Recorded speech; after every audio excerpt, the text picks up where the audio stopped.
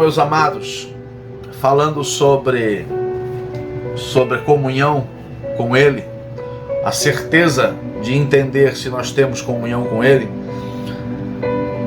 eu estava falando no vídeo 1 sobre o versículo 6 de 1 João, capítulo 1, que diz: se afirmamos que temos comunhão com Ele, mas caminharmos nas trevas, somos mentirosos e não praticamos a verdade.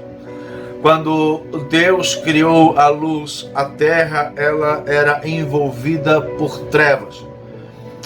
A palavra trevas, ao contrário de luz, também significa morte. Não havia vida.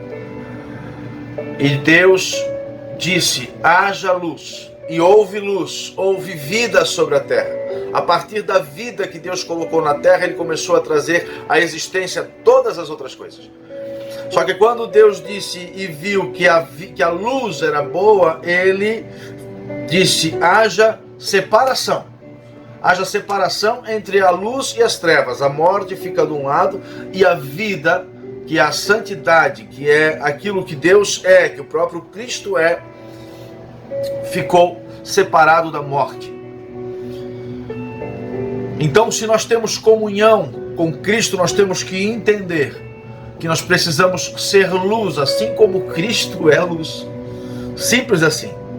Então nós precisamos amar do mesmo jeito ou as mesmas coisas que Cristo ama. Cristo ama os santos, então eu também preciso amar os santos. Eu preciso entender e buscar ter esse amor pelas pessoas, pelos que buscam a Deus da mesma forma que você ou eu procuramos buscar.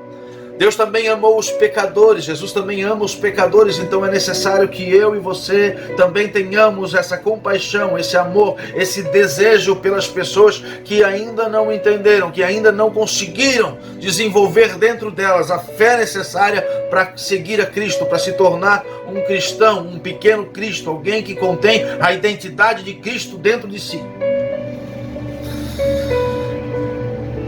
Jesus, assim como o próprio Pai, ama o mundo, ama a humanidade caída, de uma maneira tal que o desejo dele foi dar a vida dele por todos nós. E é isso que Jesus espera de nós.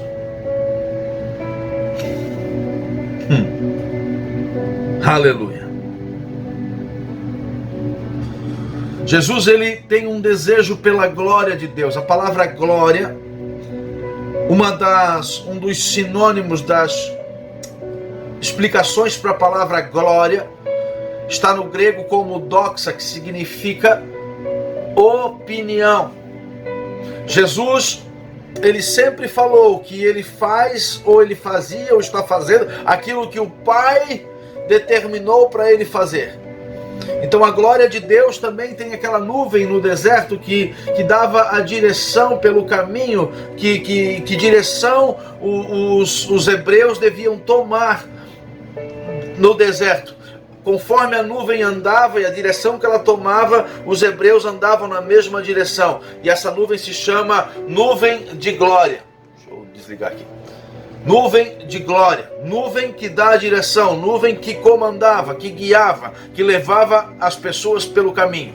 Jesus deseja essa mesma direção, Jesus deseja a glória de Deus sobre a vida dele. Nós também precisamos desejar que Deus nos dê a direção. Então, antes de tomar qualquer atitude, de fazer qualquer coisa, de negociar, de comprar, de vender, de levantar, de sentar, Espere que Deus te dê a direção.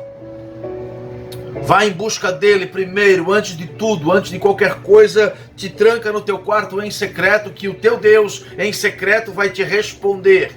Vai te dar a solução, mesmo você não entendendo naquele momento do quarto o que Deus está falando para você. Mas quando você sair do quarto e começar a caminhar em direção ao problema, à situação que precisa ser resolvida, Deus vai te dar o escape para que você possa ter a solução para as coisas da melhor maneira possível, que é a maneira, o jeito, a opinião, a glória dele. Amém. Aleluia. Tá forte hoje.